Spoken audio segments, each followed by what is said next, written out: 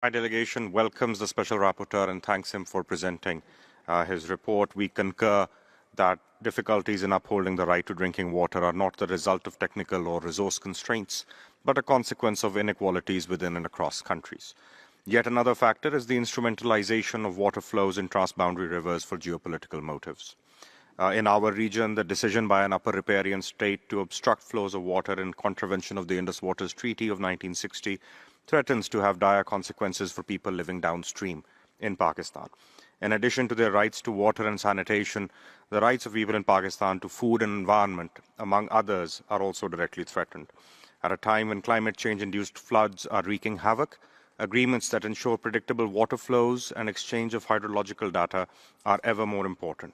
States cannot abdicate their responsibility under customary international norms of transboundary water use, such as the duty to coordinate, avoid significant harm, and peacefully settle differences.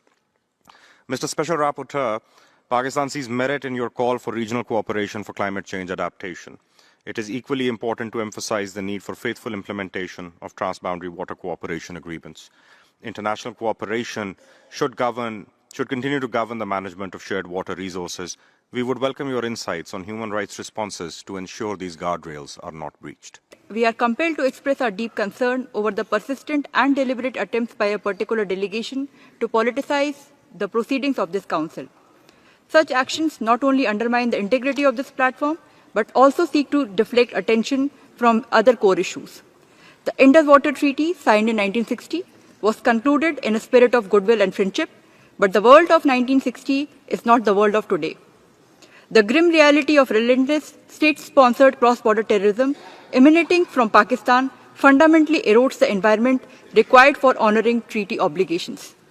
Mr. Vice President, the escalating impact of climate change, advancements in technology, and the growing imperative for sustainable clean energy compel a serious re-evaluation of the treaty's relevance and applicability in today's context. Mr. Vice President, a party that consistently and willfully violates the core tenets of a treaty should not accuse others of non-compliance. The Council must not allow itself to be used as a platform for diversion and distortion. It must instead recognize that lasting cooperation is rooted in trust, not terror.